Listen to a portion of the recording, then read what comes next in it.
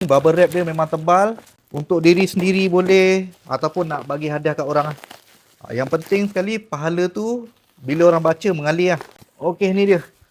Aku beli set Al-Quran Yang ni adalah Al-Quran sizing A3 daripada Karya Bestari. Yang penting sekali approved by KDN, Mushaf Al-Kubra, Wakaf dan Ibtidah. Yang ni tajwid berwarna tau.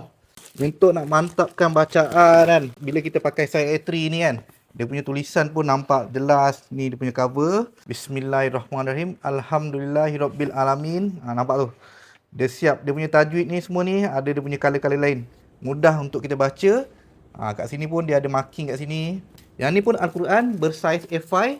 Yang ni bertajwid juga. Dia sama juga keluaran daripada Karya Bestari, approved by KDN. Yang ni pun cantik kalau nak pakai sendiri boleh, nak travel ke apa kan. Yang ni dia punya color-color dia, tajwid-tajwid dia. Yang ni bersaiz A4, edisi terbaru dia. Sama juga yang ni bertajwid Untuk muka depan ni dia ada color-color dia kan. Bertujuan untuk petunjuk Kalau tengok huruf nun ni color merah, ni dia punya petunjuk. Dan sebelah sini, kalau dia ada marking kat sini, semua ada petunjuk.